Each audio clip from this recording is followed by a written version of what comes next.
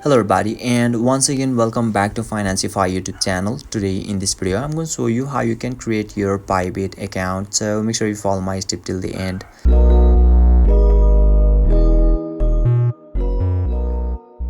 First thing first, I assume that you have already downloaded the Bybit app, and now once you open it, you will be able to see the interface or dashboard of the Bybit apps on in the screen, where you can see there is a sign up / login option at the right side of this demo trading option.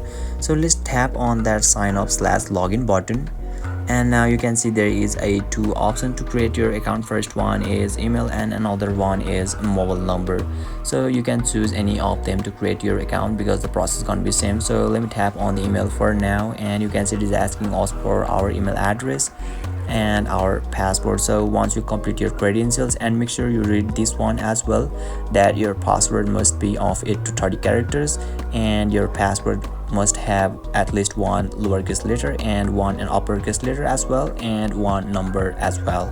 So once you complete all this, then simply tap on the sign up, and you need to verify yourself. And once you verify yourself, you will be able to log in or create your account successfully. And just down below of the sign up, there is two more option to create your account. First one is Google and another one is Apple. So to show you a demo, I'm gonna tap on the Apple for now.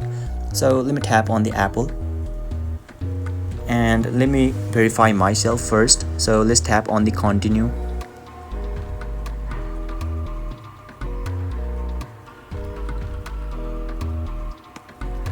So yeah, once you verify yourself, you can see it is analyzing, and yeah, you will be able to create your account successfully. So basically this is how you can create your Bybit account, and if you still encounter any issue during this process, feel free to leave a comment and I'll be happy to assist you. If you found this pretty helpful, please give it a thumbs up, and if you are new to this channel, make sure to hit the subscribe button and set the bell icon to on so that you can stay updated with our latest content.